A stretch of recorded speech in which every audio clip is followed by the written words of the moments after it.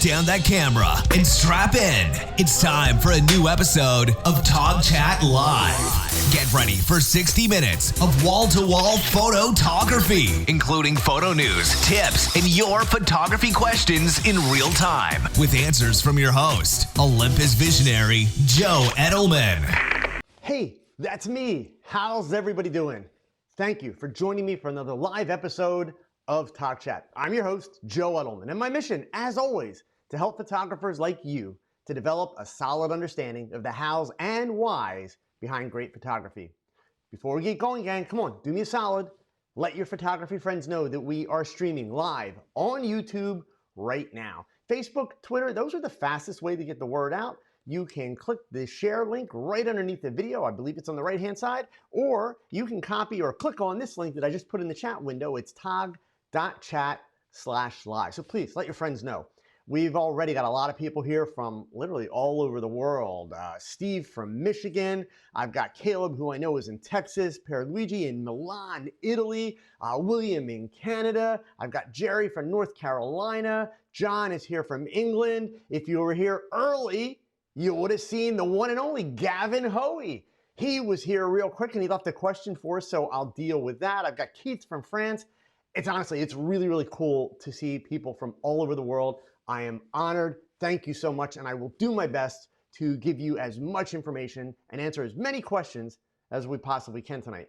And speaking of questions, I don't have a lot of questions lined up, guys. Chuck down in North Carolina. How you doing, Chuck? I don't have a lot of questions lined up, so now's your chance, okay?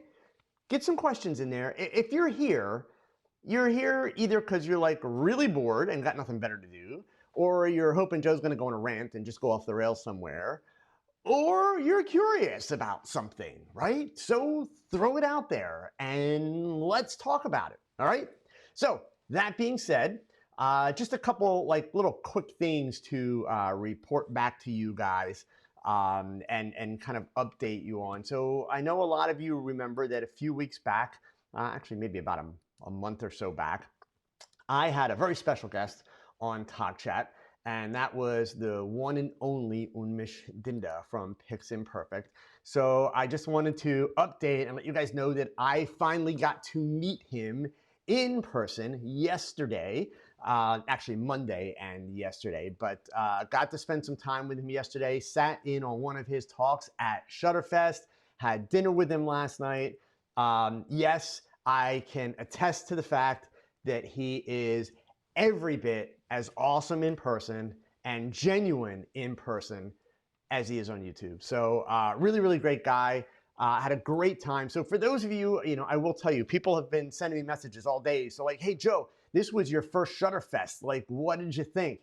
I'm going to tell you straight up, it's a really cool event. It's a different kind of event. So like a lot of the big photography events, it does have a small trade show piece to it. And when I say small, small compared to like the photography show in the UK, or small compared to Photo Plus in New York, or WPPI in Las Vegas, or Imaging USA, which bounces around down south.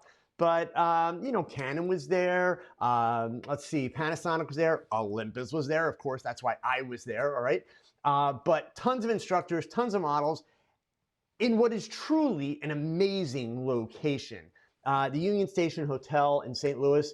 Sal Sincata, who is the owner of Shutter Magazine and Shutterfest, and an amazing wedding photographer, he takes over the entire hotel. I mean, literally the entire hotel. 97% of the rooms at the hotel were booked for and by Shutterfest folk.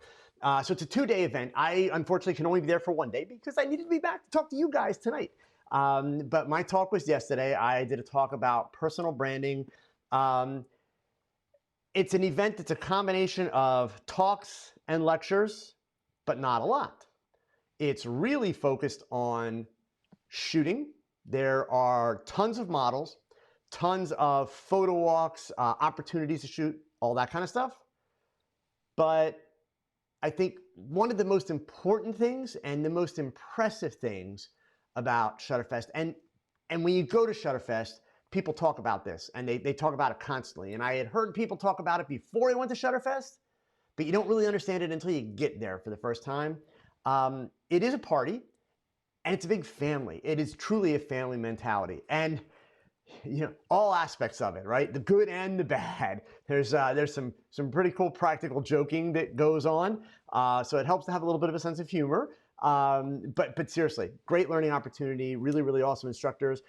Fingers crossed, I'll get to go back next year. We'll see. But my talk this year, I was kind of a last minute addition. So I was not originally scheduled to go to Shutterfest, but Olympus signed on as a sponsor a little bit late in the game, and that gave them the opportunity to send a speaker for what's called a lunch and learn. Hey, Ken, how you doing?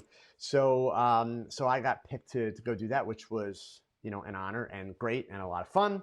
So anyway, so I'm back today. So I started my day in St. Louis, and I'm going to finish my day right here with you guys. All right. So we've got some good questions rolled up already, but I have to start out because he is the one and the only Mr. Gavin Hoey.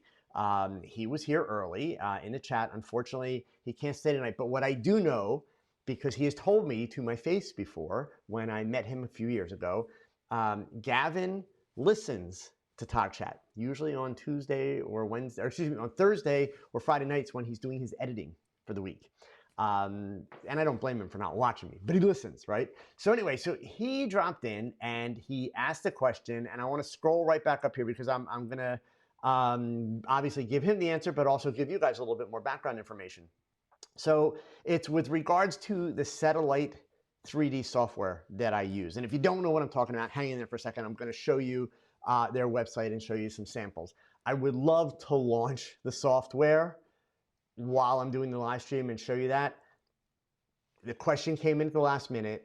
I didn't have a chance to test the software while I'm streaming. Understand that 3D software is rather resource intensive, so I don't want to run the risk of booting up that software and then just having the system crash out while we're trying to do the live stream, right? So I will test it this weekend. If I find that I can run them both satisfactorily, then next week maybe I'll do a quick demo. But his question was regarding the satellite software. He currently just tried the demo, and he understands the idea of like using it to create lighting diagrams like I do in my videos and like I do in my Facebook posts and that kind of stuff, which, by the way, if you are not following, my social media and all that kind of stuff, like, why not, right? I mean, you need to follow my social media, please, okay? So, and as we go along here, I'll make sure that you get some of the links to all that stuff, okay? But anyway, he wants to know, does it have more value than it? Which is like a pretty legit question, right? So I want to go ahead and bear with me 1 second here. We're just going to click that off and I'll switch that. And by the way, top of the screen here, right up here and right up here, if you want to keep track of my speaking schedule and where I'll be and where I'll be presenting, visit that page, bookmark it. It updates frequently, okay? But let me just get rid of the Shutterfest website here. Let me bring up Elixir. I'm going to change my screen. Okay, so let me grab their URL. I will put it in the chat window for you guys. So this is a small company. It's a small software company that comes out of Cologne, Germany. And I've had the good fortune, I'm not sponsored by these people. I don't make any money from them, anything like that. But I've had the good fortune of being able to chat with the owner and the developers of the software. So I just put the link in the chat window there for you if you guys want to check it out. There is both a German version of the website as well as an English version. So really, Gavin, my answer to you would be the short version, yes, absolutely. The longer version in terms of what's it good for, if the student, since Gavin, you and I are both educators, if the student has patience and is willing to put in the work, it's an incredibly powerful learning tool for lighting. The reason being, you've probably already figured out by now, Gavin, that all of the power settings and aperture combinations, various modifiers, distances, etc., render incredibly accurate to real life. So if you've got a 200 watt second flashpoint or Godox, strobe, and you've got it in a 24-inch square softbox and it's 5 feet from the subject and you're shooting at ISO 200, this is actually going to render an incredibly accurate version of what you're going to get in camera. You also have the ability in this, Gavin, for the studio. You can completely customize the studio in terms of being able to set it up to be exactly your size. So when I do mine, all of my diagrams and that, the studio space that the subjects are shown in and that the lighting is shown in is the exact size of the studio space that I'm working in here and that I do my YouTube videos on. Additionally, you can customize all the poses now, which is something that wasn't available in the original version of Satellite 3D. But now with the 2.0, you can go ahead and literally customize the poses like completely. And then if you have poses that you tend to, whoops, and I got a comment up on the screen there from last week. Sorry about that, guys. I didn't realize that was there. If you have a set of poses that you tend to repeat, like for my beauty shots, I usually am shooting, the subject looking straight on, but then I'm doing things with their head. So I'm able to create essentially presets of those poses, and then I can manipulate them and change them as I go if I need like small variations on them. So yeah, it's amazing. And if you want to share those lighting diagrams for any reason, you can create basically like a PDF printout of the diagram, of the screen captures, of the finished piece. It is truly an incredibly powerful piece of software. And I think, sincerely, it's a very highly underrated piece of software, in part because a lot of people simply just don't have the patience to sit down and do it. They want to pick up the camera and they want to use the lights. And believe me, I am firmly in the camp of you need to pick up the camera, you need to take pictures, you need to use the lights, etc. But oftentimes I hear complaints / whining from people that they just don't have enough time and they don't really have all the space that they want to be able to work in to shoot. So when they do get to set up, that's not as often as they'd like to. So that means they have a lot of downtime where they can't actually use their camera, but they could sit in front of a computer and they could work through the software. So yeah, I would encourage you, and Gavin, I know that you are incredibly busy, but if you are able, I would encourage you to dig through the software a little bit more. And I can tell you, I think I can safely do this without giving away anything that I shouldn't give away.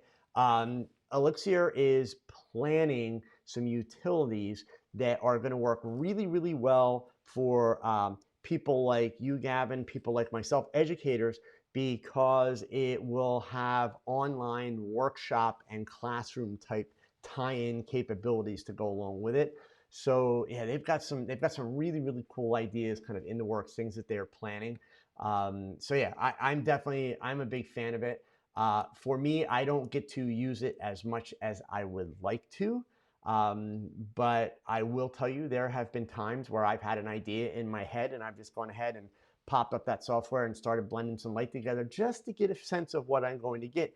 And it's amazingly accurate in terms of, okay, this gives me a very, very good idea of what I'm going to see if I go into my studio, set this stuff up, and start shooting. So yeah, I definitely highly recommend it. And certainly, Gavin, if you have any other questions, is there anything else you want to know about it, just let me know. Reach out. I will gladly share whatever I can. Okay. All right. So we got a lot of questions in here now. So keep them coming, guys. Like, you're stuck with me for 90 minutes, right? So I got plenty of time here, right? Let me switch back to this screen here. We're gonna go there, and we've got that up there. Okay. So now, also goes without saying, if you're not following me on social media, do that. Oh yeah, I'll get this right. There we go. Do that. Okay. So Captain Ahab, is there an iOS or Android version? Would be nice for those to run iPad Pros. There's not, and there's probably never going to be. I mean, I can't speak for Elixir Software. That's the company that makes it. But it's literally 3D rendering, and it's pretty doggone amazing 3D rendering in terms of the quality. Phones and iPads are pretty impressive. They ain't that impressive yet. Okay, so certainly, I mean, maybe down the road, processors continue to improve, RAM becomes smaller, so they can continue to, to boost up the iPads and the phones. But at this point, no. And Captain Ahab, I'm not picking on you, please. but you fall into this category. So I'm sorry, but I'm a firm believer. Photography should not be, when it comes to post-processing and when it comes to doing the real work, it ain't for iPads. It ain't for iPhones. No, it's for computers. Simple fact of the matter is, bigger the screen, the more detail you see, the more control you have, the better the job you're going to be able to do. Now, is an iPad Pro great when you're in a pinch? Maybe you got to work on location, you're in a hurry? Heck yeah. Oh yeah. I have one for that exact purpose. One of the small ones, not the huge ones, but I have one of the smaller ones for that very purpose. But am I one of those people that's going to say, oh my God, this is great. Like, I don't need a computer. I can do all my processing on an iPad? No, sorry. And, for some people, if they just do a little bit of work in Lightroom and that's all they do, then maybe they could get away with that. But I'm sorry, it's ultimately going to be a slow, painful process compared to working on a computer. Just is, okay? All right, so Nick, you're working on a model side contract to present to a photographer prior to a shoot that addresses payment issues, deposit, model safety, etc., and limited model release. Had you model release? You ever had a model give a contract? No, and Nick, so full disclosure, I happen to know Nick's a lawyer, right? So, and Nick, I'm sorry for outing you, but I just want to be clear. I like you as a guy, Nick. I hate lawyers. I'm just being honest, right? I do not believe in this whole litigious mentality that is so prevalent in our world today, okay? So I'm going to assume that you're not that kind of a lawyer. But here's the thing. If a girl comes to me with that kind of stuff, my simple response is, see ya. Take it elsewhere, not interested.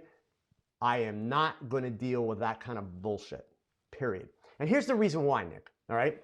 Because what I have to assume, if a girl walks in the door and hands me one of those, I have to assume that she's looking to bury somebody. Even if the real reason she has that contract is because she got burned before. But that also means she's potentially out for blood. I have built a reputation based on being extremely detail-oriented, extremely thorough, and keeping my promises. Done. So I'm, old school. I grew up in a generation where I watched my father make business deals with people. And my father, I came from a blue-collar family. My father, he worked in factories. But when I was 14 years old, he happened to know the gentleman that owned the industrial park where he worked and went to work every day. He talked that man into giving us, my father and me at 14 years old, the contract to do all the lawn care for this small industrial park so that I could buy camera gear.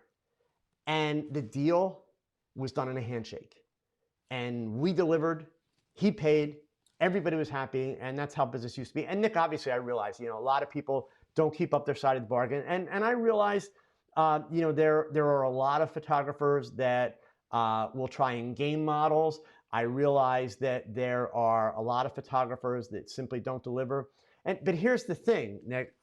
I think what you're going to find will happen is the people that are the problem. In other words, the people that you are writing the contract for, and I don't mean the models, I mean the photographers that those models definitely want to have that contract for.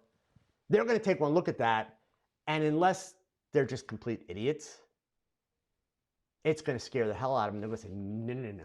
Because if you've got a guy that's making promises and not delivering, if you've got a guy that's trying to game the models, if you've got a guy that's a problem with all this stuff, then he knows it, right? He's not oblivious to that. He knows it. So he's just not going to agree to work with him. So certainly what it does, you could argue, not to do both sides of the argument here, but you could argue that, well, then this contract has actually served its purpose. It's prevented the girl from getting into a bad business situation or relationship, right? So, if that's kind of what you're expecting, maybe so. But no, girl walks in and I don't want to sound arrogant about it, but I'm just being honest, right? So when I take a picture, the minute I go click, right? This is why, I explain to you guys, you can't let your clients, you can't let your subjects dictate what you do ever, ever, ever, ever. The minute you press the button, the minute you have someone in front of your camera and you go click, you cannot turn around a day later, a week later, a month later, a year later and say, oh, you know what? That picture would have been so much better, but that model, she just wasn't very good. Or that makeup artist, she just didn't know what she was doing. You can't say that. You lose the right to say that the minute you press the button. Unless there was someone next to you in your studio with a gun to your head, threatening to pull the trigger if you don't press that button right now, even though you could see something was not right. So that means, you know, from my standpoint, that fits me very well. I'm a control freak. I take ownership of everything in my images. If something's wrong or out, there's no wrong. If something's out of place, that's on me. So I'm not going to have someone come in and start dictating terms. Same with my business. I've never in my career have I let a client dictate terms to me. I learned very early on, while I work for the client, I need to be smart enough to walk away from a client if I am not going to be able to run my business the way I run my business. And that piece of advice has done me very, very, very well throughout my entire career. I've had literally not more than 3 incidents out of 40 plus years of photography where I've even been threatened with a lawyer and never had to deal with any of that BS. Received 1 letter from an attorney in my entire 40 plus year career, and without getting an attorney because of all the documentation I had. So Nick, I know this will give you heartburn because I did what you're not supposed to do. I personally responded to the letter, but I had so much documentation. I detailed everything, provided the documentation, sent it back to the attorney. That was the last I ever heard about it. So I was in the clear from the get-go. I had met my commitments. I had held up my end of the arrangement with that person and, in fact, over-delivered in the situation. So yeah, I mean, and I understand that you've got a young lady that you're trying to help out. You and I work in 2 different worlds there because that particular model, I don't work with that genre. I don't work with those types of models, etc. You know, the simple fact of the matter is they tend to attract a tougher crowd, right? They just do, and they tend to attract a very amateur crowd. Okay, so that being said, the people that I've worked with have never really had a need or a problem for that. And I am curious, Nick. I'm curious how you would actually put model safety into a contract. I mean, I'm literally sincerely just curious because if putting model safety into the contract means that you're going to have something in the contract that says they can bring somebody to the shoot with them, that's an absolute no deal. Deal breaker, game over, doesn't work that way. For one simple reason. The analogy that I give to people, it's really easy. If you go get a job at McDonald's, do they let you take your fiance or your boyfriend or your husband or your parents? Hell no, they don't. You go to work. That's it. Now, before any of you start freaking out about, yeah, but this world is not safe, chill. There's a proper way to do it, guys. You have to be a freaking decent human being, and you have to put some effort into it. But when I work with a young lady, I don't wait for her to ask me. I tell her right out of the box before she's come to meet me. Remember, guys, this is my basement. So yes, I am that guy who photographs girls in his basement. And I don't have a problem because I tell them right out of the box. Number 1, this is where my studio is located. Number 2, if you would like, when you come to meet me, this is not on the day of the shoot. This is ensuring that they're going to come and meet me before we actually shoot. If you would like, and if you would feel more comfortable, you should bring a friend, a boyfriend, a spouse, husband, parent, whatever. because on the day of the shoot, that will not be permitted. It is a work day. On the day of the shoot, I am here with a female makeup artist in addition to that model. And if it is a younger girl, the confirmation email that I send out to her once we've got all the details worked out and it's like, here's the final details of the shoot, actually includes information in there where I tell them, please forward this address, this phone number to your parents, spouse, et cetera, okay? So actually, Nick's got me some responses here. I wanna make sure I read them. Genesis, this is Togs who booked and flagged, asked for inappropriate poses, inappropriate commentary, et cetera. The model has a right to reasonably terminate. So, you know, Nick, I mean, I understand where you're coming from. So, I mean, this is one of these ones where obviously you and I are ultimately going to have to agree to disagree. So here's my take on that. Photographers that flake, let's start there, Nick, right? There are equally as many models that flake, especially in the genre that you're referring to, Nick, a lot of models that flake, okay? But as I have said many, many, many times on this show, on this very show, the reason a model flakes is because the photographer is a flake. Period. Meaning the photographer has not put the effort into the shoot that he should have. And so the girl has just not taken it seriously. She got a better offer for that thing. Boom, gone. She's out of there, right? So, you know, there's two sides to that argument, number one. And I guarantee you, Nick, any girl that walks in with that kind of thing, she's going to get the same thing back. It's like, well, okay, what if you flake on me? Right? So, you know, is the photographer, these guys, because you're talking in the model mayhem realm here, right? Most of those guys are also smart enough to realize, well, look, that goes both ways. So what guarantees do I have? Where's your deposit to me, right? So that basically evens itself out, period, in practice, because I don't think you're going to get that to fly. As far as inappropriate poses, inappropriate commentary, what do you put in a contract for that, Nick? I mean, what's the contract say? If you speak inappropriately to me, or if you ask me to open my legs and I don't want to, then I have the right to leave? Well, that's a human right. And seriously, I'm not trying to like make fun of this. I'm really trying to understand how do you actually make that a contractual situation? Like, does the contract say, well, listen, if you do that, I automatically get $10,000? Like, I don't know, how does that work? Unfortunately, the things that you're talking about there is, you know, somebody says something inappropriate, or somebody asks for an inappropriate pose. That's a jerk. That's an inappropriate person. But the last I checked, there's nothing in the law about saying inappropriate things or asking for an inappropriate pose. Certainly there would be, you know, against the law to force a person to do something or to not allow the person to leave. That becomes kidnapping, right? So honestly, I am really curious because I'm fascinated how you would actually make that work, unless basically what it gives you or gives the model is a legal document that would allow her to then go to civil court and basically say, this happened to me. And then it's a he said, she said, but maybe that's it. I don't know. Because then you're going to run into another problem. You know, if every girl starts doing that, let's just say hypothetically, I'm wrong. I'm completely wrong. And this is something that needs to happen.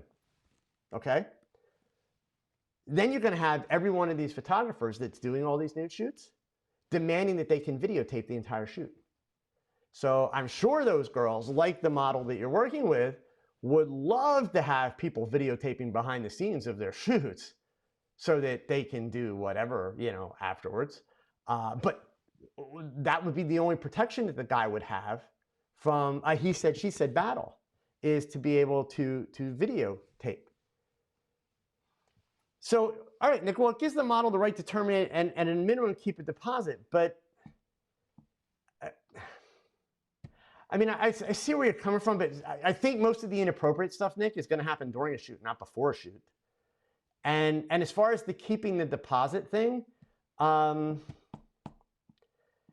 I mean, I guess. I honestly don't see it working. I really don't. I guarantee you that anybody that would ask me about it, I would advise them not to sign it, and any model that would come to me, I would basically kick her to the curb. because that's not a model. I mean, the things that you're asking for, some of that stuff is not even in a regular contract that a modeling agency uses. So yeah, it's tough. So and a lot of those women that you're talking about, they don't even get those kind of guarantees in their day job. So I don't know how that's going to work out under the law. To me, it just seems like an awful lot of work, but it's going to scare people. I'm not alone in being afraid of, I'm not alone in terms of being afraid of litigious situations, because I don't have that kind of money. I'm not rich. And so anybody, in my mind, anybody that's got a proclivity for saying, hey, I'm going to go to court, I'm going to sue you, I'm going to do this, bullshit, done. I don't need that. I'm going to treat people properly. I always have. And I get it. Not everybody does. I totally understand that. Got it. But I guess for me, I am of the philosophy that most people are good. Obviously, your contract is to deal with the bad ones, but I just think the bad ones know they're bad. And they're going to see that, and they're just going to run the other direction. So at least, it'll keep the girl from getting into a situation with somebody that's likely to, but I don't see it. I don't see it happening. I think one of the things that you're going to see happen really soon, Nick, actually. So this is my prediction about Model Mayhem. Now, every girl that's on Model Mayhem is going to have death threats out for me after this, right? This whole idea that these girls are getting paid to model. And I don't mean the nudes yet, so we'll do the nudes separately. But these girls that are going on Model Mayhem and people are paying them to model, that's going to crash and burn really soon. It simply is, okay? Because photographers, because of people like me, are going to get smarter, and they're going to realize that you don't have to pay those kind of ridiculous rates that these girls are charging. I get it. These girls decide on their own, right? There's no job of a model. There's no career of a model in Model Mayhem, right? These girls kind of self-make these careers, and they go out and they freelance and they try to make something happen. Good for them. Good for them. I'm not putting anybody down. But the fact of the matter is, the professional stuff, that's the agencies, period, right? So, I've never had a hard time, ever, getting girls to pose in front of my camera. I'm willing to talk to people. I'm willing to have a conversation with people. So, this whole mania that's around these websites like Model Mayhem, it's not going to last forever. And for the girls that are willing to do the really racy, wild stuff, they're choosing to put themselves in those kind of ridiculous situations. They just are. Because unfortunately, I'm sorry, this comes from a person that shoots fine art nudes, right? I shoot nudes, fine art nudes, okay? So much of what these girls that you're talking about, Nick, shoot, I'm sorry, but it ain't art. It's just not. And as a father who, thank God, didn't have a daughter, I sure as hell would not want my daughter doing that stuff. I simply wouldn't. So yeah, it's a fine balance. But indeed, I will be curious to see your last comment there. If it scares Todd's off, I will be curious to see, because I think that's what it will do. I mean, I'm very confident that's going to be the net result. And then the challenge that you have is, I mean, the way I understand it, and obviously I realize you're working on the contract. I haven't seen it yet, Nick, but to me it sounds like you're taking all of the power out of the photographer's hands and putting it in the model's hands. Because basically she can say, I didn't like what he said to me, I want my deposit, I'm keeping it, I'm leaving. So to me it seems like there's no recourse. Now, if she's sitting with a contract that says she can do that, the photographer can't even, how's the photographer defend him or herself at that point? Because, anybody that's been in a relationship, and I'm not making fun of anybody here, but the whole idea is it's not about what you said, it's about how you made me feel. That's where we're at, right? So the way I understand your contract is something said very innocently that should be resolved with an apology. The person's able to just call the shoot off, walk out the door, and so yeah, I don't know. It'll be interesting. So Germano, how you doing, man? I haven't seen you in a while. So Chaz, have I ever had a model who says, under all circumstances, you must not Photoshop any of my scars or body flaws, bruises, or marks out of photos? No. I haven't, Chaz, because I wouldn't work with that person. All right, done. My photos are mine to do with. Like, guys, like seriously, remember, all right, let's back this up. I said this a bunch of times, so please try to understand the context. It makes my head hurt because I just saw a lot of this at Shutterfest, right? And this is not a ding on Shutterfest. You already heard me say, great program. However, okay, a large portion of the models are just people. So if we go to Merriam-Webster's dictionary, right, and we look up the word model, it's a very similar response to what we will get when we look up the word photographer. For a model, it says that a model is someone who poses for an artist. It doesn't say anything about modeling agencies. It doesn't say anything about money or a professional. A model is a person who poses for an artist, and sometimes it'll say, or photographer. Just like if we go to the dictionary and we look up the word photographer, it says that a photographer is a person who takes pictures. Meaning, where's the phone? Photographers. These people, come on, focus, come on back. There we go. These people are photographers, okay? So some dictionaries will have like a subheading where it will talk about professional photographers. So the problem that we have, like Chaz, what you're describing is you're describing an amateur model, because no model ever that is modeling professionally, meaning through a modeling agency. I want to be clear. You guys have heard me talk about the concept in the past that professional is an attitude and a behavior. So I'm not going to lie. In this context, I'm tweaking my own definition for a moment, just so that we understand the categories. I'm using the word professional, meaning they are signed by an agency. I'm using the word amateur to say that they are not. So I am using kind of a big umbrella over amateur, because there are girls who work very professionally that are amateur, they're not signed by agencies, and who make very good money not being signed by agencies. They freelance, right? But, so starting with the professional side, Chaz, that's never gonna happen.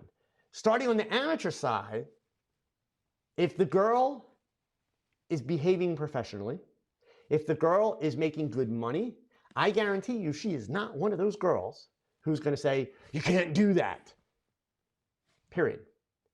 And, you know, again, the world's changing, right? The world's evolving, okay? I fully understand, and Chaz, I think you're in the UK, so you probably use Purple Port, right? But I've seen Purple Port, I'm familiar with Model Mayhem. I totally understand the girls you're talking about. There are lots of girls that have statements like that posted, like, you know, I wear lots of tattoos and I love them. I will not model for someone who's going to remove my tattoos. As a human being, I need to respect that, right? So it would be inappropriate of me to photograph her under false pretenses, essentially, not to use a legal term there, but since Nick's here, right? It would be inappropriate for me to photograph her under false pretenses and then go and remove all of her tattoos. So if you ever notice, you rarely, and I mean extremely rarely, see tattoos in my images. I know it's kind of a double standard since I have tattoos, which I waited until I was 56 years old to get my first one. But I'm not a fan of women with tattoos. Just my personal taste. That's no judgment on anyone. Just I'm personally not a fan. So I will not show tattoos unless there's something about that tattoo that is going to bring something interesting to my creative concept, which means most of the time that's not going to be the case, right? So if I had a girl walk in, you know, Chaz, I shouldn't say walk in, but contact me, and you know, basically those were her terms up front, you know, I would tell her, listen, I respect that, but you know, that's not something that I'm willing to agree to. Just the same as I will change, you know, a girl's shape if I want to for my images, etc. Now, to be clear, when I said that, since I just said, well, I'll change somebody's shape, if I'm shooting pictures for a girl's portfolio and she is going to go to a professional modeling agency, then, oh my God, I can't do that. No, can't do that.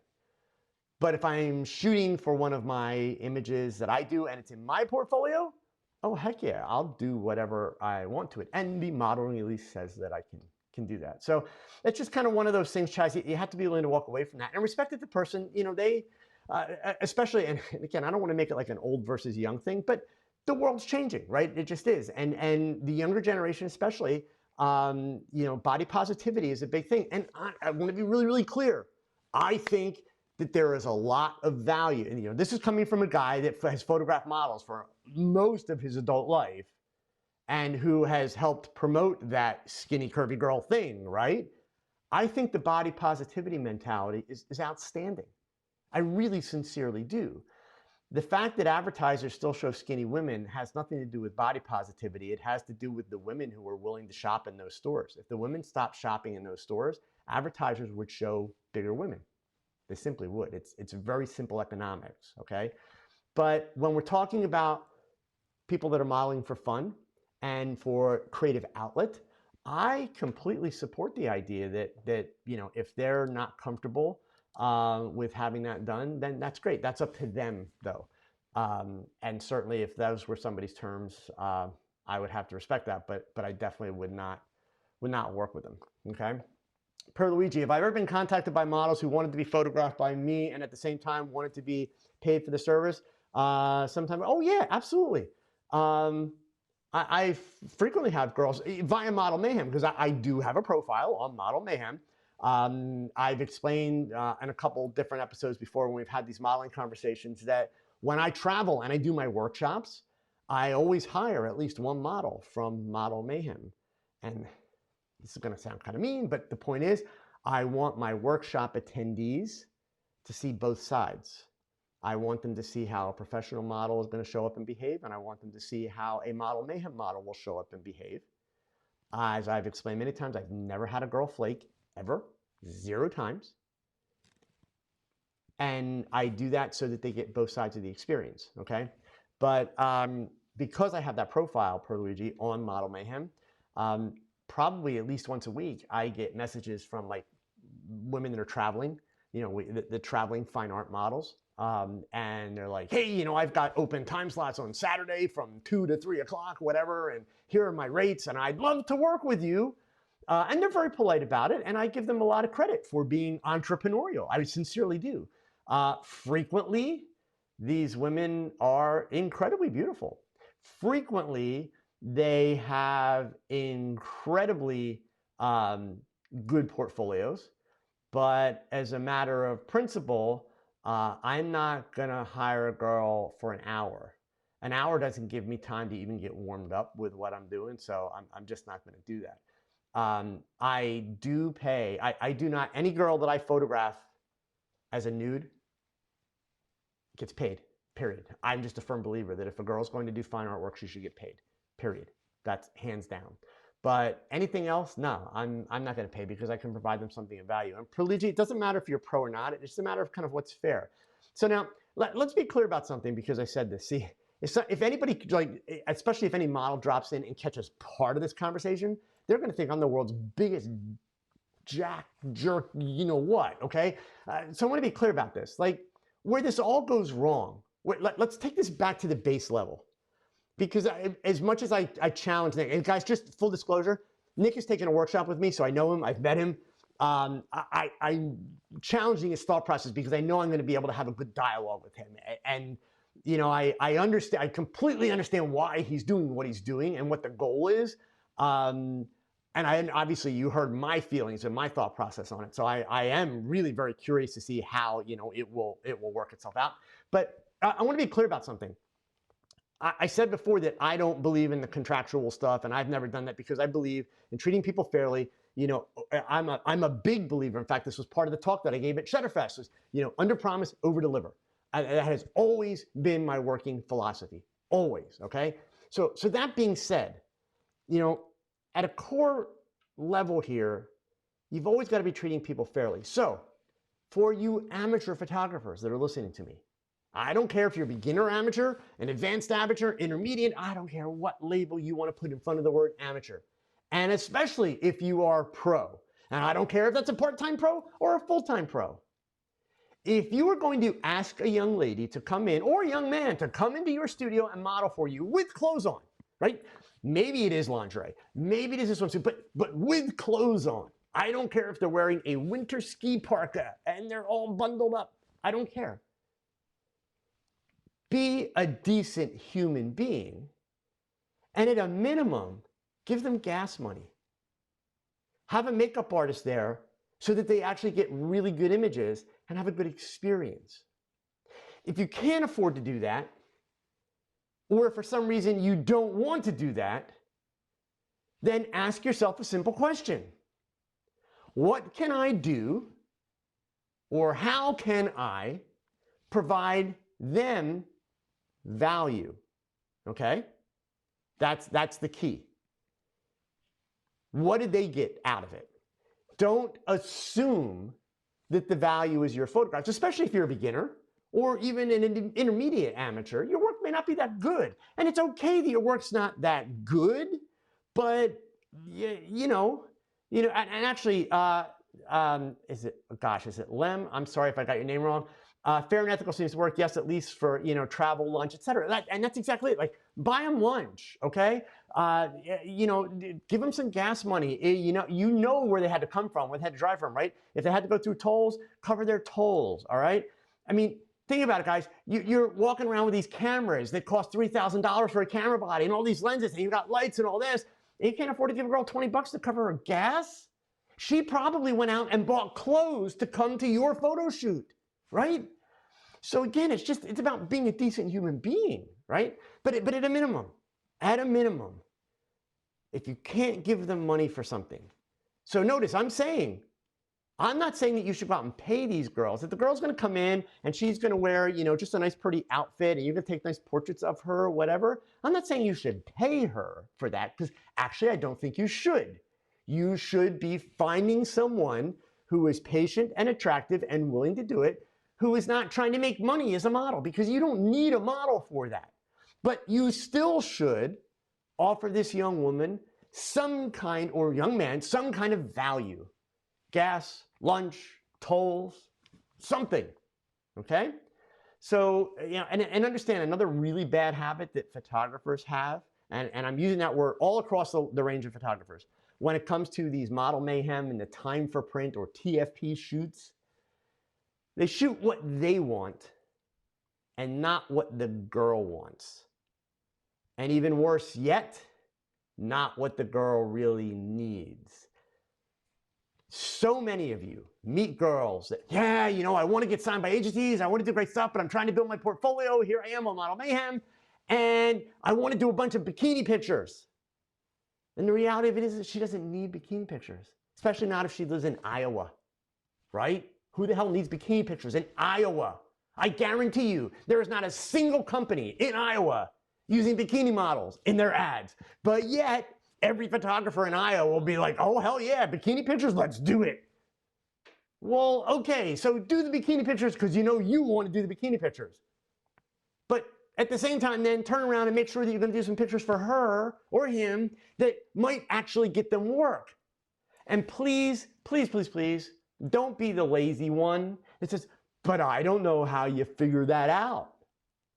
Well, what are we talking about here? We're talking about companies that hire models to put them in their ads, right? All good photography is problem solving, gang. So let's do a little bit of logic. Work things backwards.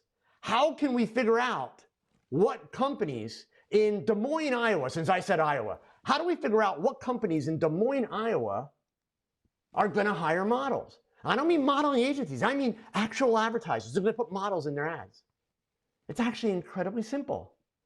In the United States, and I'm sure there are similar organizations throughout Europe and throughout the world, but in the United States, you can go to Google. It's an amazing thing. You should check it out sometime.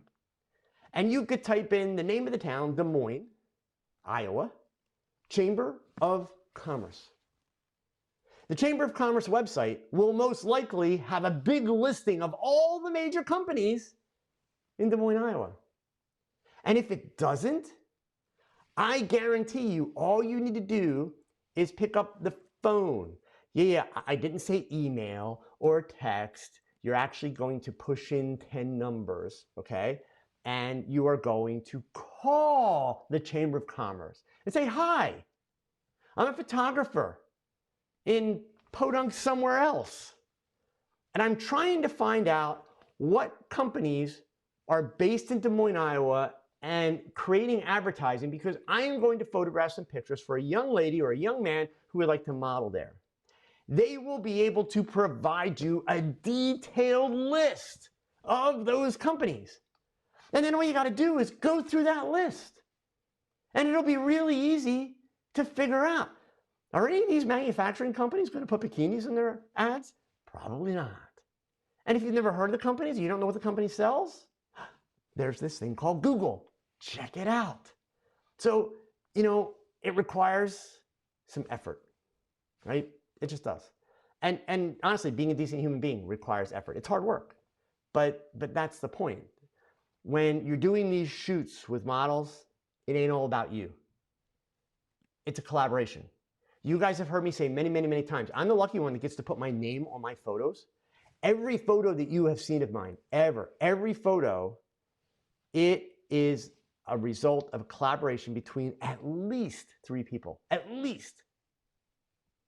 I work with great makeup artists and hairstylists, and I work with models who are willing to buy into my concept and my idea and collaborate with me to bring it to life. I can't do that without them. So the better I treat them, from the very beginning, the better I treat them, the more that I get out of them, the better the response that I get, right? And that's just human nature, gang. That's not rocket science. It's just really not, okay? Captain Ahab, you should hear your Captain Ahab, I totally get it. I have some college students that do some work for me during the week. They're here, a couple hours a day, and they do some stuff. And yes, when I am trying to help them figure out like internships and things like that, and I tell them to call somebody, they look at me like I have just asked them to like go clean a toilet, like literally. So I totally get it, but I am of the mentality, I totally understand the world evolves, and I do not want to be a dinosaur, but it's still important that we understand there are certain values that should carry forward. And it's not even so much a value, because at the end of the day, business takes place between 2 people. At least our business does, right? I mean, you can sell books online and you never have to interact with a person, right? Amazon.com, we can read the reviews, we can even sample the book, we can order it, we can have it shipped. We never have to communicate with anyone for that. But for us to take pictures of somebody, we have to communicate with them. Otherwise, we're not going to be able to take the pictures. So the sooner we start communicating, the sooner we're building that relationship, and the sooner we're making it happen. So yeah, but let's see here. Scrolling up. Tech Me Picture, that's a great username. Should they get any of the photos that you take as a trade-off? Absolutely. You know what, even if you're paying a model, so I'm not sure, and I apologize, I don't know exactly what point in the conversation you typed this question, but even if you're paying the model, let's just say hypothetically, you went on a Model Mayhem and found a girl that you were willing to work with, and you contacted her and said, hey, I'll pay you whatever your rate is, come and work with me. I really want to work with you. You should still give them pictures. That's just the human thing to do. It's the right thing to do, okay?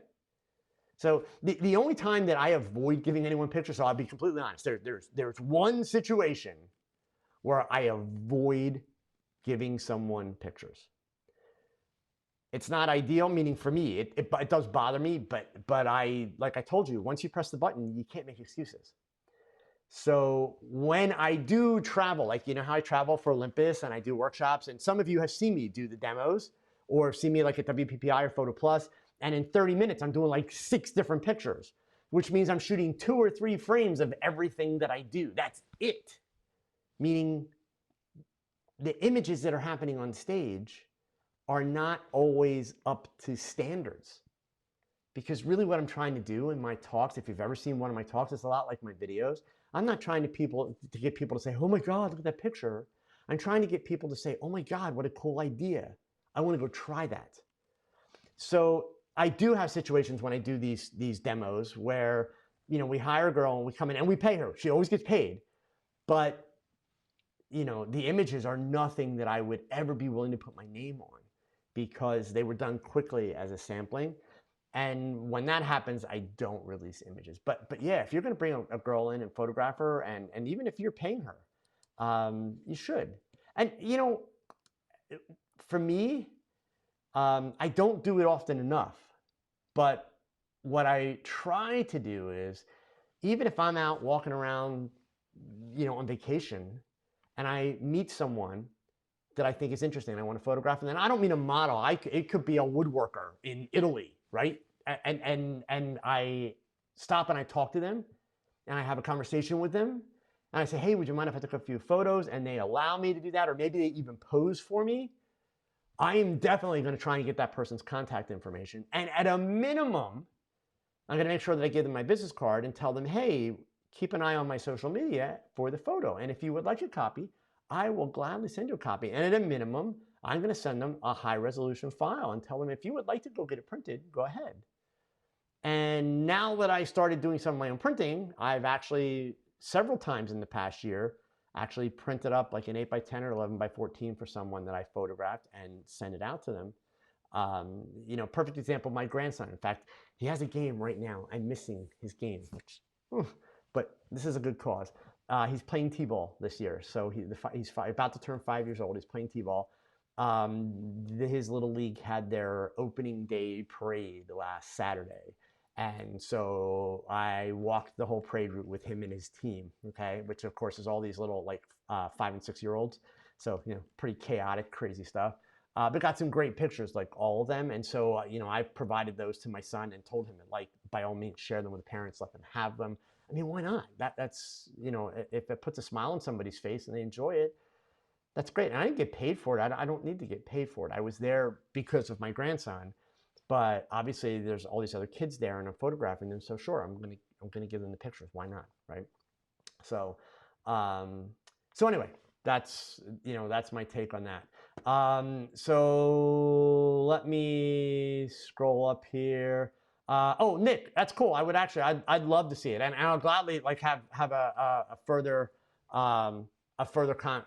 conversation with you, Nick. I think that would be interesting. So I know that I missed some stuff way up in the beginning here. So let's see, Mid-Pro 3030. What's your view on calibration from camera gear to printer to get accurate colors? So I am a big fan. I'm sorry, I'll explain why I chuckle, because I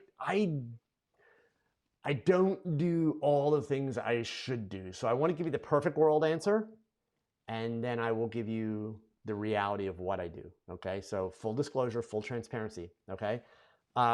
Perfect world answer, if you're going for as close to perfection as possible, you should be creating profiles that are going to start in your camera, take you through to Photoshop or Lightroom, and then profiled for the printer. Your machines and printers should be calibrated, which you can do now with things like, that's right, iStudio or the Spider calibrators, that type of stuff. So best practices is, yes, calibrate and coordinate everything from start to finish. Now, the reality. I have the good fortune of photographing people and doing these really, kind of artsy type shots. So all of the colors in my images and the right or the wrong or the too much or too little, it is perceptual. Meaning, if I were having to photograph the Mona Lisa for reproduction, well then doggone it, those colors better be perfect, spot on, start to finish, right? But I don't photograph anything like that requires perfect color. Because when I'm taking a model and I'm wrapping all this color around them, then I'm throwing all these crazy gels on and I'm mixing the gels together, how do we define perfect color? So it's subjective, right? That's the word that I was looking for. Sorry, it's subjective. So that being said, my process is my monitors are calibrated. Even the monitor that I'm working on right now for TogChat is calibrated, okay? I have not started calibrating my printer to it, and I need to. So I'm going to be really honest with you. I'm not getting results that are perfect match to what I'm seeing on my computer screen, but I'm darn close. So for the printing that I've been doing, which none of it has been for gallery exhibits or anything, it's mostly been for family and fun so far. it's not been a big deal, but it's just a little off. But yes, my, trained eye can see, yeah, that blue's just, there's a little more teal in this one than there is on the screen, that kind of stuff. So I do need to take that. And it's honestly, my simple excuse is I have not made the time to do it. I am kind of busy. And so it's a lame excuse, but I have not prioritized it and made the time to do it. So ideally, yes. But all of that being said now, MIB Pro 3030, let me say this, right? You've got to be honest with yourself about what are your needs, right? And where you are in the learning curve. If you are basically a beginner or even kind of maybe just an intermediate amateur, I wouldn't go much further than calibrating your monitor. And that's it, right? I wouldn't worry too much about calibrating your printer, calibrating your camera to your monitor. You can, because again, it's not wrong, but it's probably a lot more than what you need. The caveat is, what do you photograph? How important is accuracy? For my work, it's very subjective, so it's not an issue.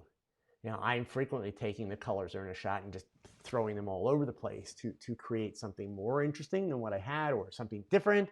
So I don't need it to be kind of quite that spot on in that regard, okay? All right, let's see here. Scrolling back up, I knew there were a couple of others. Joshua had asked back when we were talking about model releases, and I've talked about this before, but that's okay, Joshua. I want to let you know. I do require a model release to be signed for my own protection. Hands down, always do that. I use an app. It is called Easy Release. I don't know if I can get this to where you guys will be able to see it here, but what Easy Release does, basically, when I open the app up, yeah, it's actually not going to work that well to show you, but it allows me to basically put in all the model's information, actually take a photograph of the model that day with a phone that it is going to embed in the release. When I get to the end of putting all the information, including the model's birth date, that type of thing, then the model can read the actual legal documentation in the release.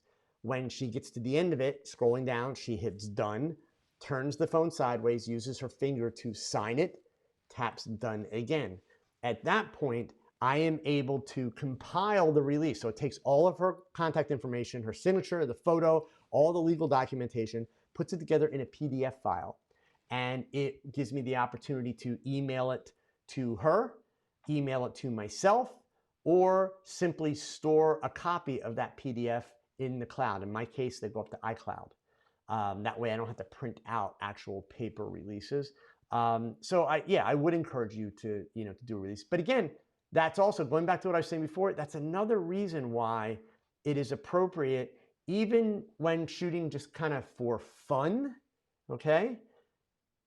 Give the girl a couple of bucks. In fact, Nick, I don't know if you're still here or not, but it used to be, and I still do it. I've done it for years, but it used to be that you were advised as a photographer, even if there was no payment involved in a shoot, that when you signed the release, you started the release out like for the payment of $5, and you give them a $5 bill, right? That because money transacted, that made it more legal somehow. Nick, if you're here and you heard that, weigh in on whether or not that even matters anymore, the whole money thing.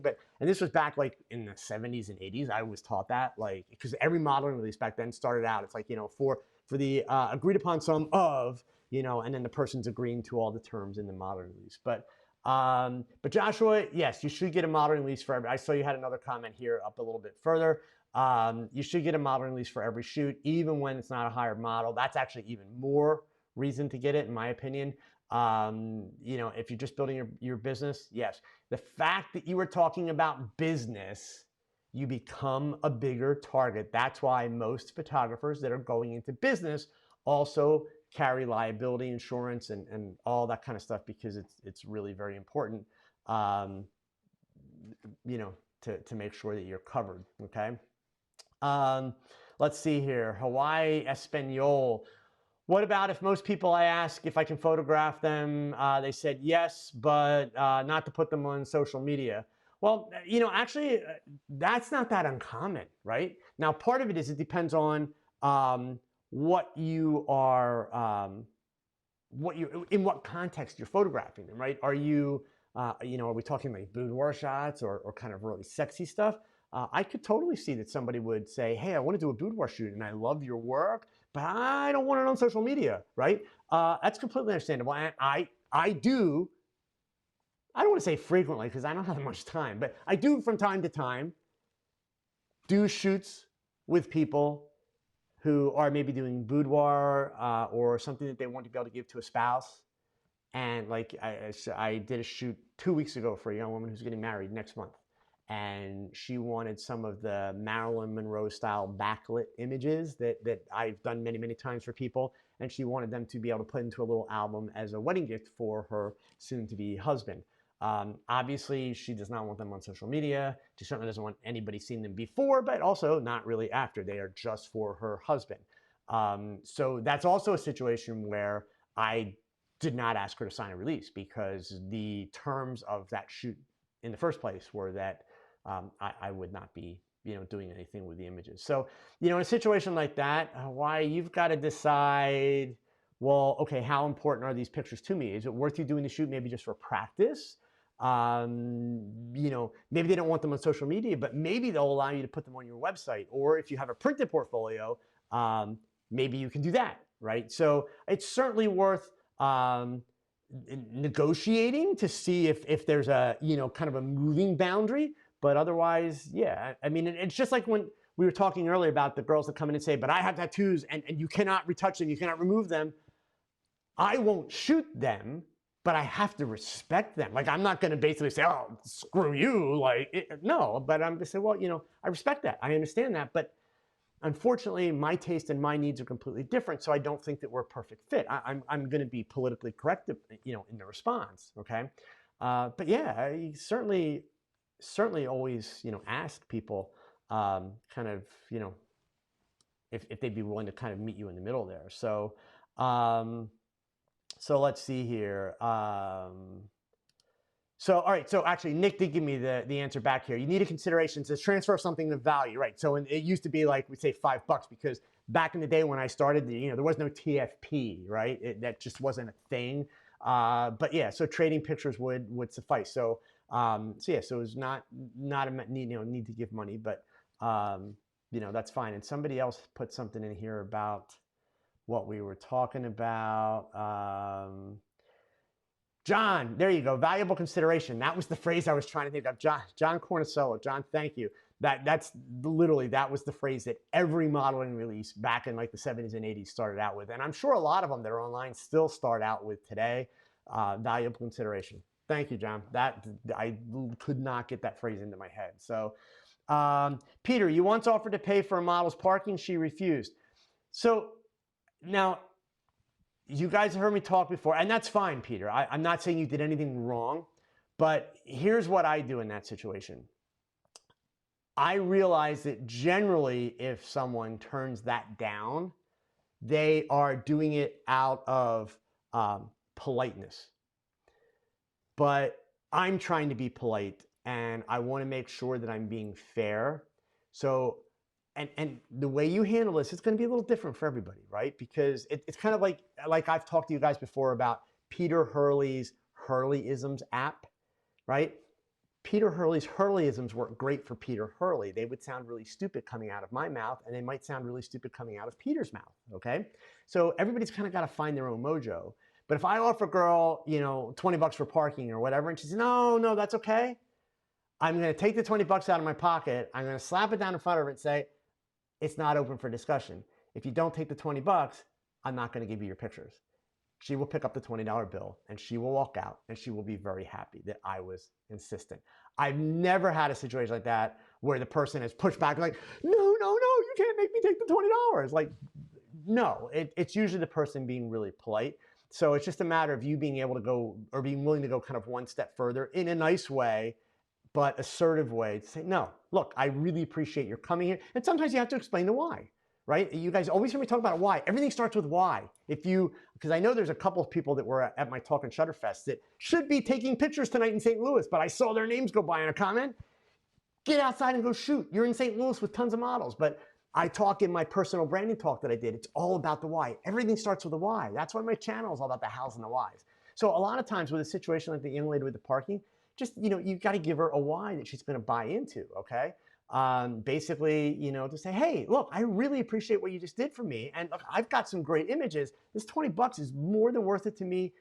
I don't want you to have to take money out of your pocket. Done, boom. And people are usually not going to have a problem with that. They're usually saying no and being maybe somewhat insistent simply for the reason that they are trying to be polite. So, okay. Let's see here. All right, so let me scrolling back up. Elijah here is asking, well, thank you for the kind words, Elijah. I appreciate it. What kind of software do I use to keep myself organized, not including Adobe software? So if you mean to keep my images organized, I use Adobe Bridge, not Lightroom, okay? I have an incredibly simple filing system that I could find any images I've shot in the last 20 years. So where are we at? 19. So last 19 years, right? Since I bought the Nikon D1, that was my first pro digital camera. I could find any image I've shot in the last 19 years within 3 minutes, easily, hands down, not a problem. So, and I don't like the idea of having to import and export, which is why I don't use Lightroom, okay? As far as other softwares that I use to organize, I'm a big fan of things like Evernote. I live in Evernote and Google Keep. Those are like my two biggest ones. I use Trello for some projects. For my video development, I use what's called a SaaS solution. For those who don't know what a SaaS solution is, it's software. It's software as a solution. Basically, it's like an online tool, okay? So Google Keep is essentially kind of a SaaS solution. But I use a program called MindMeister, which allows me to create mind maps to basically organize all the information for the video and then go ahead and write my script from there. So I hope that's what you were looking for. So let's see here. Jean-Edward Calvino.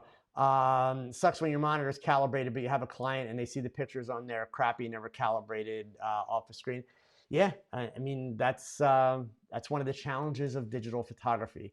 But it definitely is important that you get it right on your end at least, so that hopefully your pictures stand a fighting chance of being seen the way they should be seen, right? Okay. Kirsten TV 100, you're colorblind, so that chucks a spanner in the works. Kirsten, tell me a little bit more about what kind of colorblind you are. And I'll tell you right now, I'm not going to know the exact answers off the top of my head, but I'll come back and I'll report back next week. My wife is a cognitive psychologist, so she really understands all the perceptual aspects of it. With different types of color blindness, depending on which ends of the spectrum you have problems with, there are actually ways to kind of get around some of the issues. So it depends on your situation. And you may already know the answers because certainly you may have already researched that or talked to your doctors about it. But if you can give me a little bit more information, I will certainly have a discussion with her and try and report back next week and let you know what I find out. Okay. Mike, you love the X-Rite iStudio, so do I. It's just simple. It's just so simple. I have, like I said, I have not done my printer yet, which I should. It's like, need to do that. But yes, at least for the monitor aspects of it, yeah, it's really simple. I love it. So, KZ, is there, oh gosh, okay. Is there a word to tell a girl not to get wild at a shoot? I've had one that I had to tell put underwear on, one that got wild after a guy left, one that even had another girl we both know get wild. Well, see, so there's a couple of things here, KZ, and I don't know you, so I don't want to be really tough on you. People that I know, I will tend to be a little tougher on, okay? So everything about what you're typing here, and just please hear me out. I'm not insulting you, so let me give the whole explanation, right? But everything you're typing here is extremely amateur.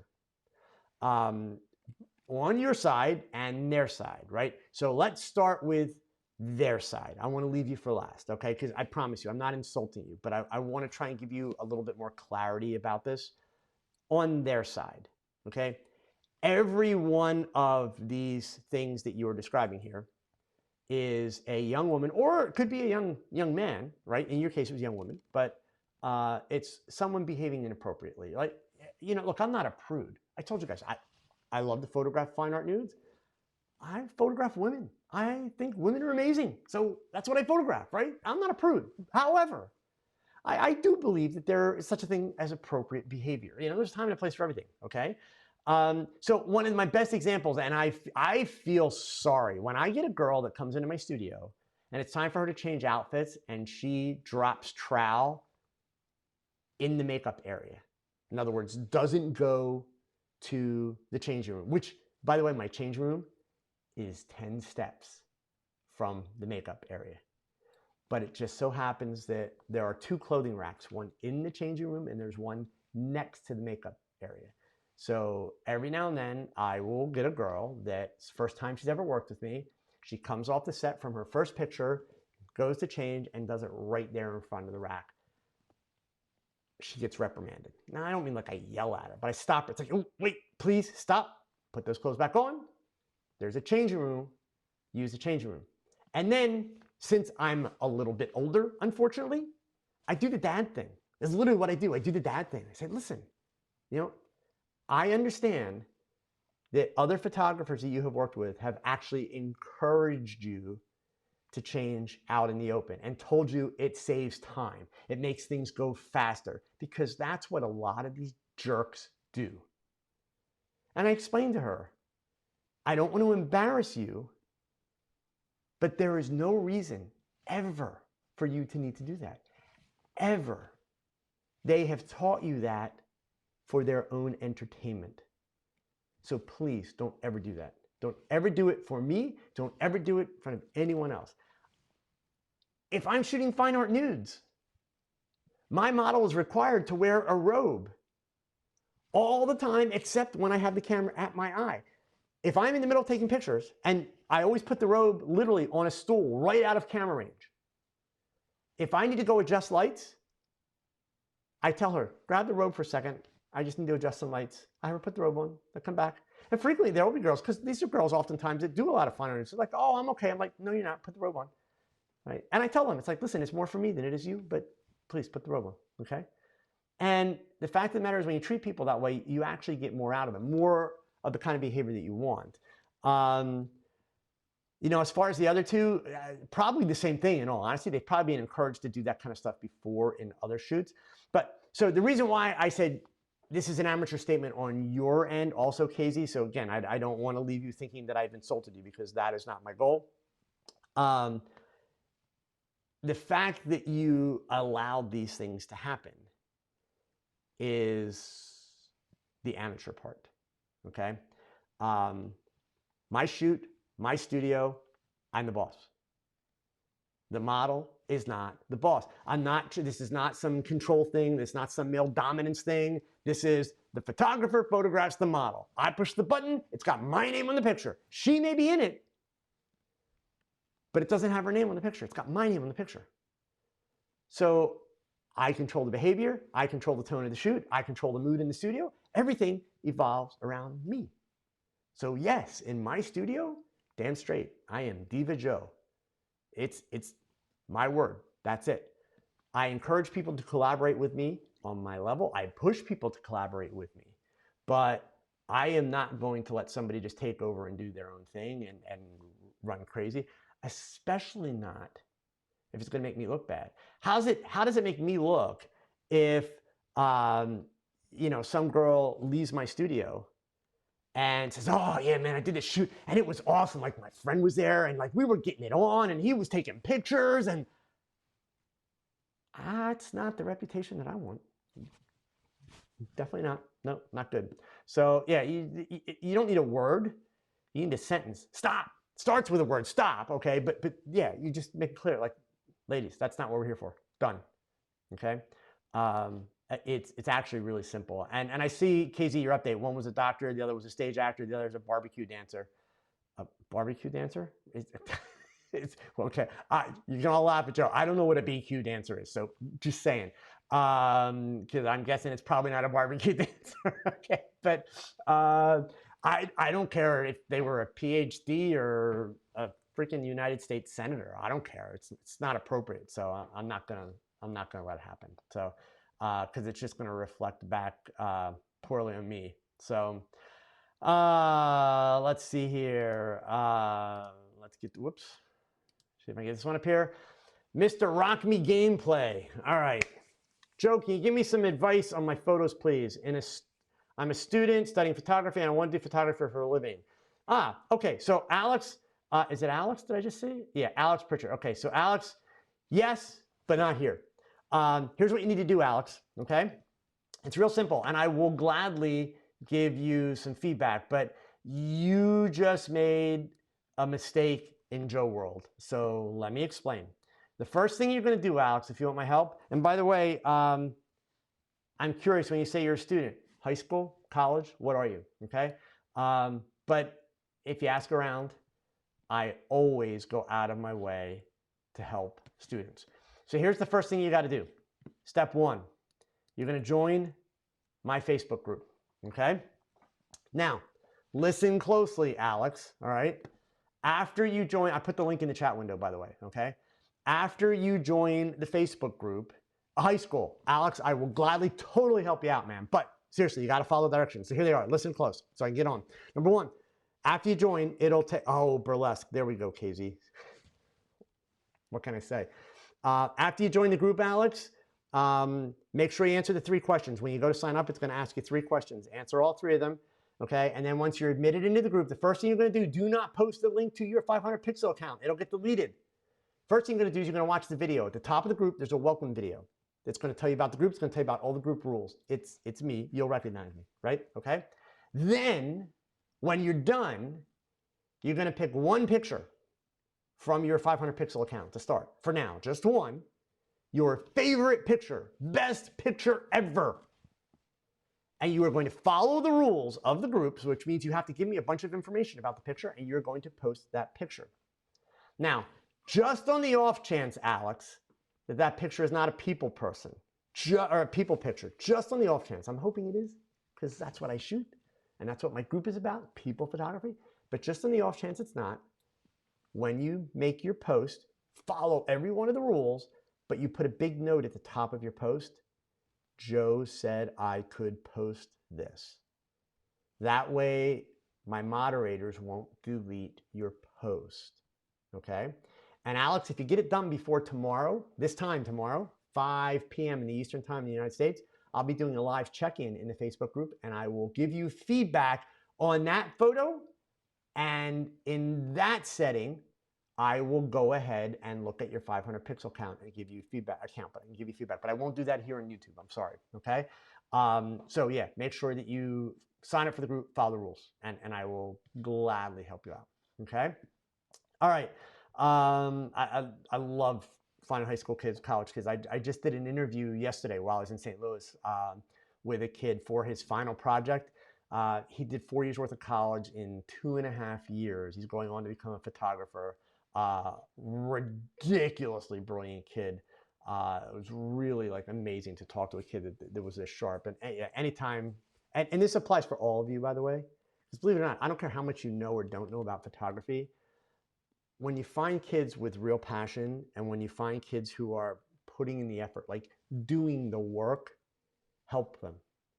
Help them in any way you can. Just like we were talking about with the models, right? You don't have to know all the right answers. You don't have to have tons of money, but there's always something that you can do to give back. Okay, so please do that.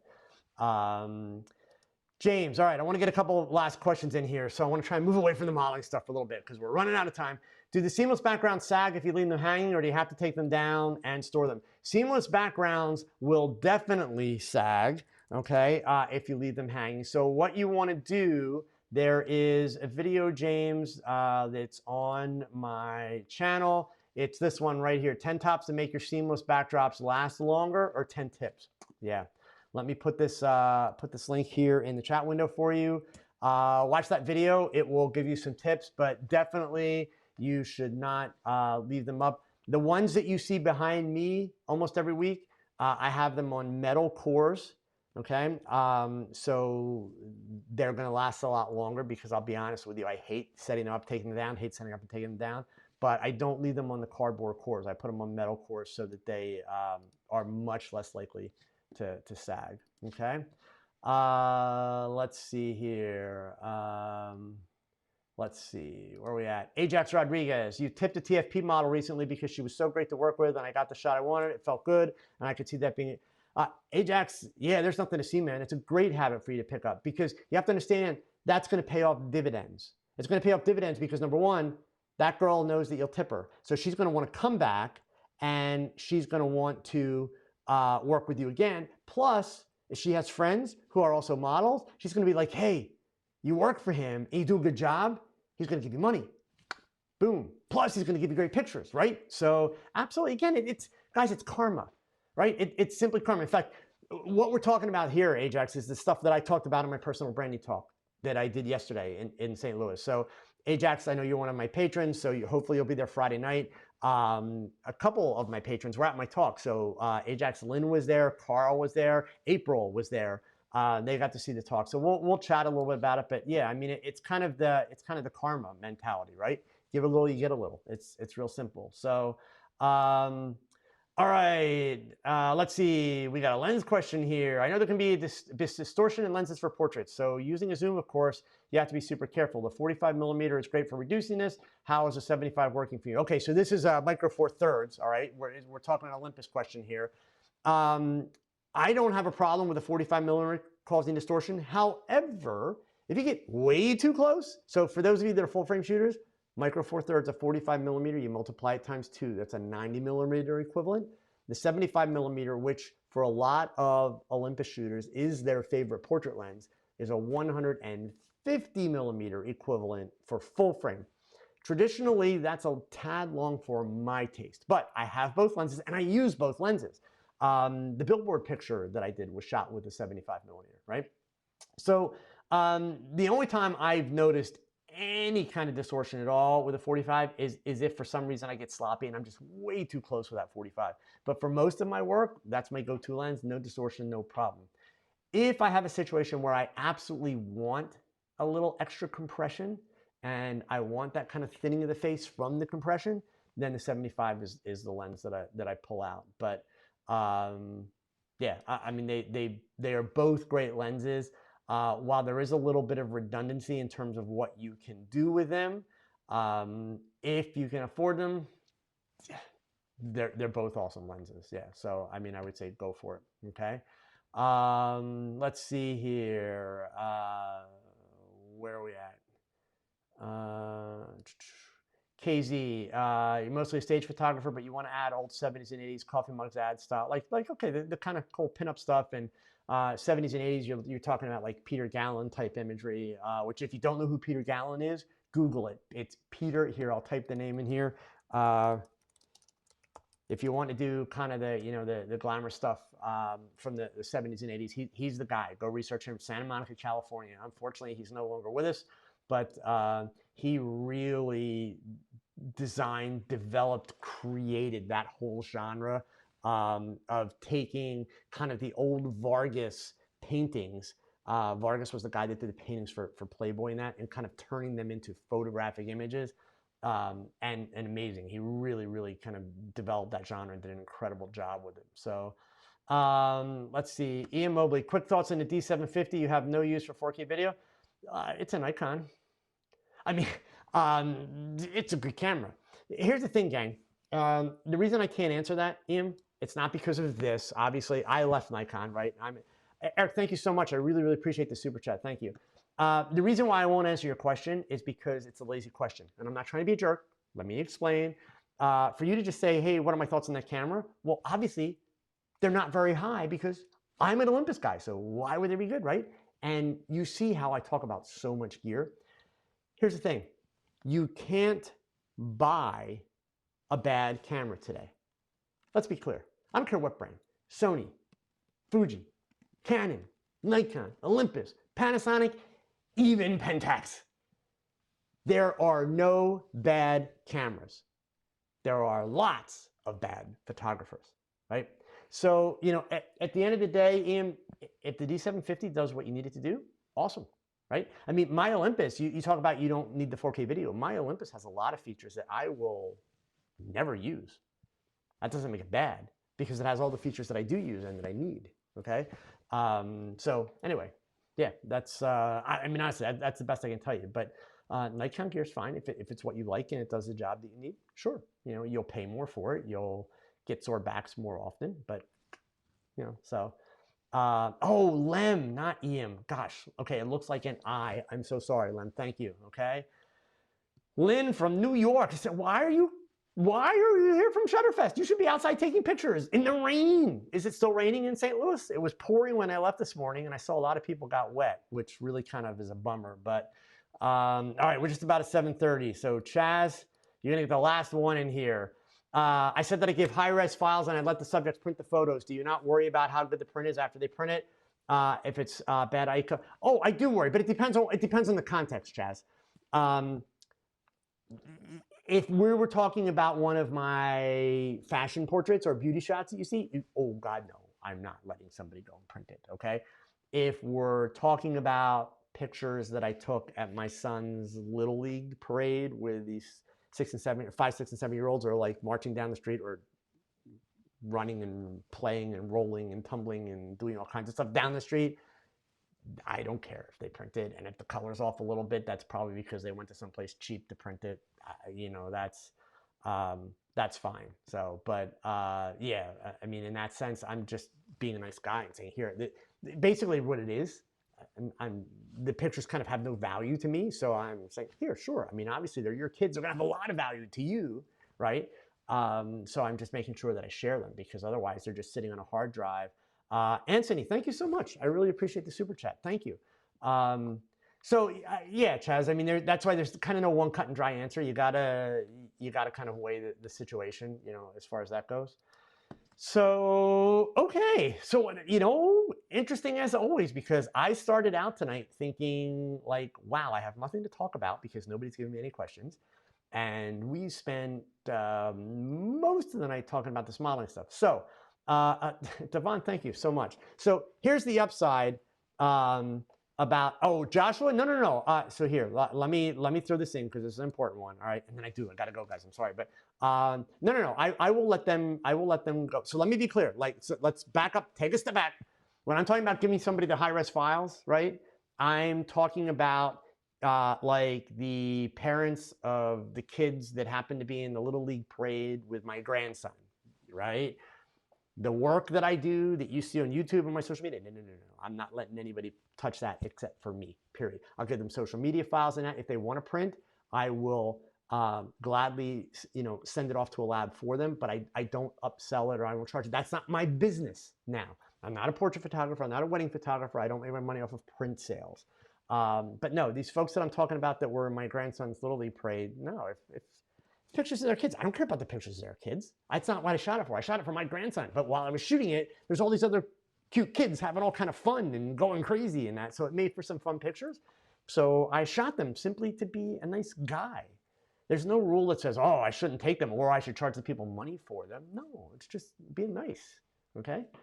So yeah, that's all. But yeah, so I'm not really concerned if they go print them cheap or whatever. That's, you know, potentially going to happen. Perluigi, thank you so much for the super chat. I really appreciate it. All right, gang. But anyway, so actually this is cool. So first of all, thank you all. This is what I love about having these conversations. Oh my gosh, Joshua. Okay, so Joshua, here, you keep coming up with questions. You got to go watch more of my videos, Joshua. Never, ever, ever, ever put a watermark on your photos, ever, okay? There are probably tons of videos, both TogChats and others where I've done. In fact, if you go look at my marketing videos, I talk about watermarks. It's pretty clear in there. So anyway, gang, seriously, Lynn, go take pictures for Shutterfest. And any of the others, somebody else was here earlier, was at Shutterfest. You guys should be shooting, take pictures. Don't be sitting here watching me, okay? For the rest of you, make sure you get out and shoot. Some cool stuff coming this weekend. Keep your eyes open. And as always, I really, really appreciate it. We will do this again next week. Thank you so much. Remember, these Thanks for watching another live episode of TogChat. Now, pick up that camera and shoot something, because your best shot is your next shot. So keep learning, keep thinking, and keep shooting. Adios.